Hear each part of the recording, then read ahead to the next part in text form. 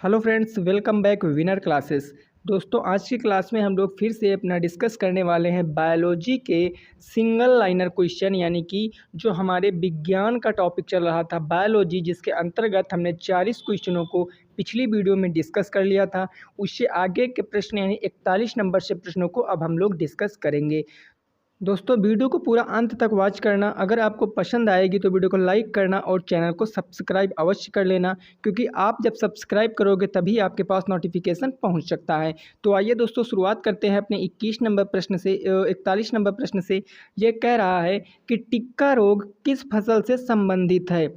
टिक्का रोग किस फसल से संबंधित है? तो जो टिक्का रोग है दोस्तों आपका, वो मूंगफली की फसल से संबंधित है।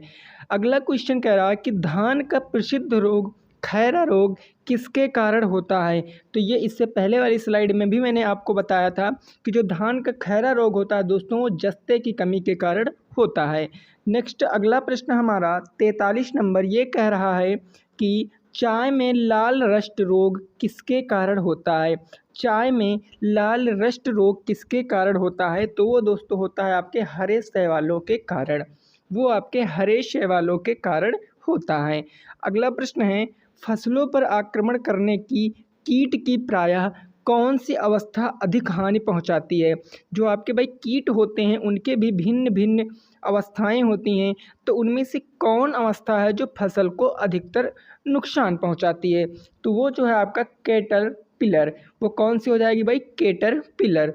अगला प्रश्न है दोस्तों आपका 45 नंबर ये कह रहा, कौन सा जीवित ऊतक उच्च वर्गीय पौधों में जैव पोषक वाहक का कार्य करता है। तो वो जो आपका हो जाएगा दोस्तों, वो हो जाएगा आपका फ्लोएम। क्या हो जाएगा?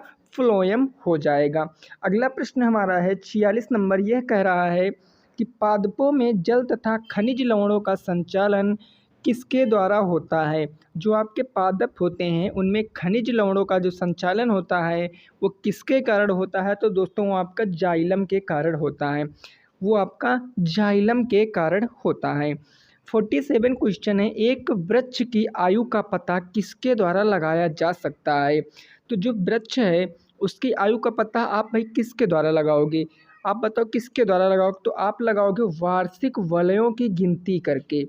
वार्षिक वलयों की गिनती करके, ठीक है ना। नेक्स्ट क्वेश्चन 48 नंबर दोस्तों कह रहा है कि संवहनी पौधों में पानी ऊपर किससे जाता है। जो संवहनी पौधे होते हैं उसमें ऊपर पानी, यानी कि जो ऊपर पूरा जो आपके पत्तियां होती हैं उन तक पानी किसके द्वारा पहुंचाया जाता है? तो वो दोस्तों आपका पहुंचाया जाता है जाइलम टिश्यू के साथ, ठीक है ना। जाइलम टिश्यू के साथ पानी ऊपर जाता है। नेक्स्ट अगला क्वेश्चन है हमारा 49 नंबर कह रहा, जीन शब्द का प्रतिपादन किसने किया है। जीन शब्द का प्रतिपादन जो है आपके लोहानसन ने किया है। किसने किया भाई? जोहानसन ने किया है। ये जीन शब्द का प्रतिपादन जोहानसन ने किया है। अगला प्रश्न है आपका 50 नंबर कह रहा है कि बारबैरा मैकलटाक किस पौधे पर कार्य के लिए प्रसिद्ध है। बारबैरा मैकलटाक किस पौधे पर कार्य के लिए प्रसिद्ध है? तो वो दोस्तों जो आपका है वो आपका मक्का है। वो कौन सा पौधा है? मक्का का पौधा है। अगर मक्का का वनस्पतिक नेम पूछ लिया जाएगा तो आपको याद रखना है मक्का का वनस्पतिक नेम जिया मेज होता है, यानी बॉटिकल नेम जिसको बोलते हैं, वैज्ञानिक नेम बोलते हैं, वो मक्का का होता है जिया मेज। अगला प्रश्न हमारा हो जाएगा 51 नंबर ये कह रहा है कि सन 1959 में कृत्रिम रूप से डीएनए को संश्लेषित करने हेतु नोबेल पुरस्कार किसका मिला था। डीएनए को संश्लेषित करने हेतु नोबेल पुरस्कार जो था वो कार्नबर्ग को मिला था। अब यहीं से आपको याद रखना है कि डीएनए का फुल नेम क्या होता है। तो दोस्तों डीएनए का पूरा नाम डीऑक्सीराइबो न्यूक्लिक अम्ल होता है। डीऑक्सीराइबो न्यूक्लिक अम्ल होता है, ठीक है ना भाई। अगला प्रश्न है आपका 52 नंबर ये कह रहा है कि किसके द्वारा आनुवंशिकता के सिद्धांत को आनुवंशिकी कहा गया। किसके द्वारा आनुवंशिकता के सिद्धांत को आनुवंशिकी कहा गया?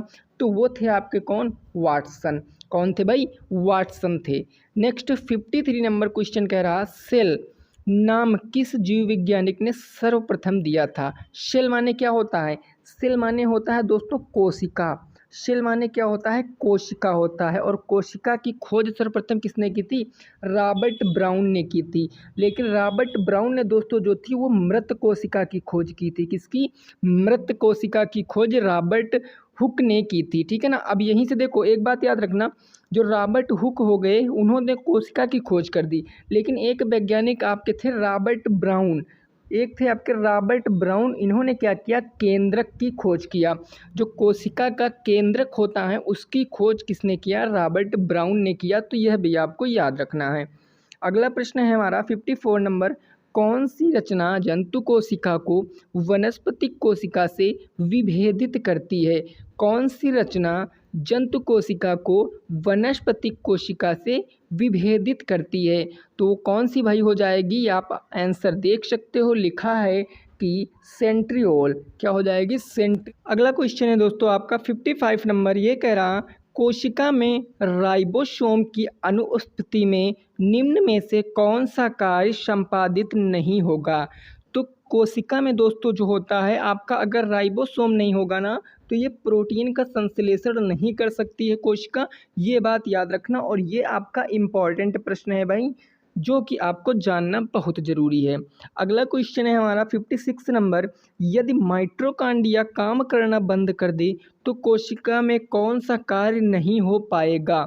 तो कोशिका में कौन सा कार्य नहीं हो पाएगा, तो दोस्तों भोजन का ऑक्सीकरण होना बंद हो जाएगा अगर माइटोकॉन्ड्रिया काम करना बंद कर देगा तब। क्योंकि माइटोकॉन्ड्रिया को क्या बोलते हैं हम, पावर हाउस बोलते हैं। माइटोकॉन्ड्रिया को हम पावर हाउस बोलते हैं। अगला प्रश्न है 57 नंबर, कोशिका का ऊर्जा ग्राहक किसको कहा जाता है, यानी पावर हाउस। तो अभी मैंने बताया किसको कहा जाता है, माइटोकॉन्ड्रिया को कहा जाता है। 58 नंबर क्वेश्चन है दोस्तों आपका, कि किसकी उपस्थिति के कारण किसी पादप कोशिका और पशु कोशिका में अंतर पाया जाता है। तो वो दोस्तों किसमें पाया जाता है, कोशिका भित्ति के कारण।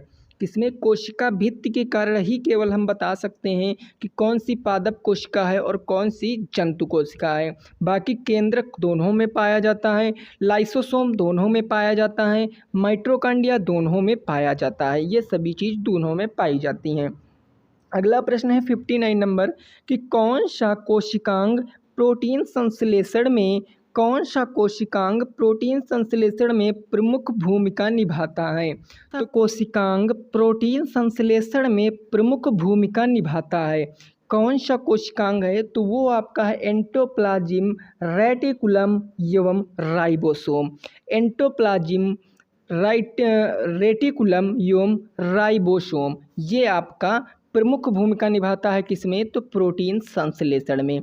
अगला प्रश्न है आपका 60 नंबर, ये कह रहा दोस्तों प्रश्न, कि प्रोग्राम सेल डेथ का कोशिकीय एवं आणविक नियंत्रण क्या कहलाता है। आणविक नियंत्रण क्या कहलाता है, तो वो आपका एजिंग कहलाता है दोस्तों। क्या कहलाता है, एजिंग कहलाता है। अगला 61 नंबर क्वेश्चन कह रहा है, कि कौन सा अंग प्रायः जंतु कोशिका में उपस्थित नहीं होता है। तो वो जो अंगक है आपका वो है लवक।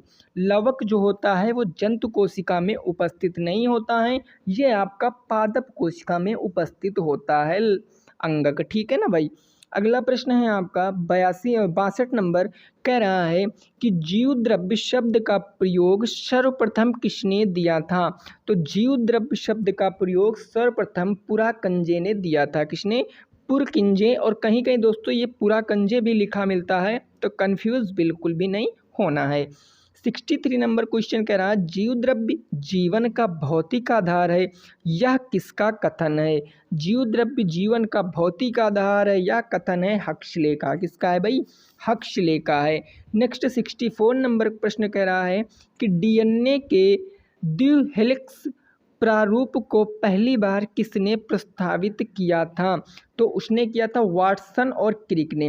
भाई वाटसन और क्रिक के सिद्धांतों को आपको अच्छे से पता होना चाहिए कि इन्होंने क्या क्या चीज़ें बताई थी, क्योंकि इनसे बहुत ज़्यादा प्रश्न क्वेश्चन जो होते हैं आपके वो पेपर में पूछे जाते हैं।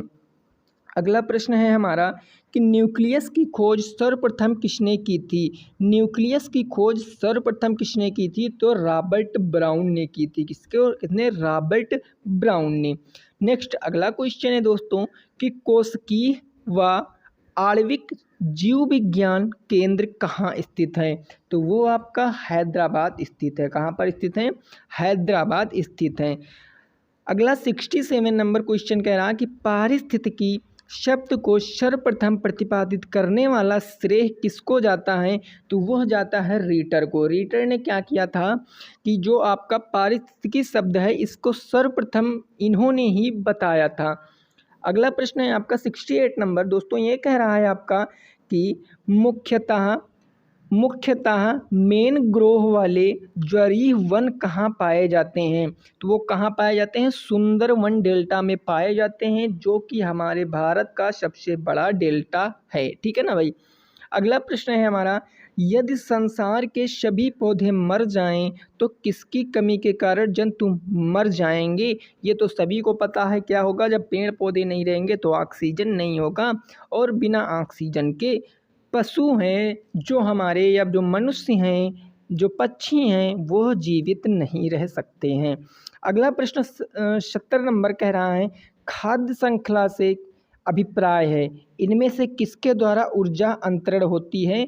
तो वो एक जीव से दूसरे जीव के कारण, एक जीव से दूसरे जीव के कारण होती है।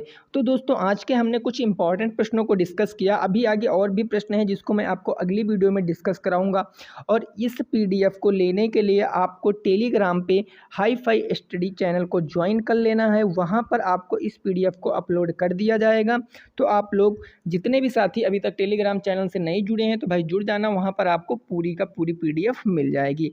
अगर दोस्तों वीडियो पसंद आई है तो वीडियो को लाइक करना है, और दोस्तों सब्सक्राइब करना बिल्कुल भी मत भूलें। ठीक है ना भाई, क्योंकि आप सब्सक्राइब करोगे तभी आपको नोटिफिकेशन मिलेगा।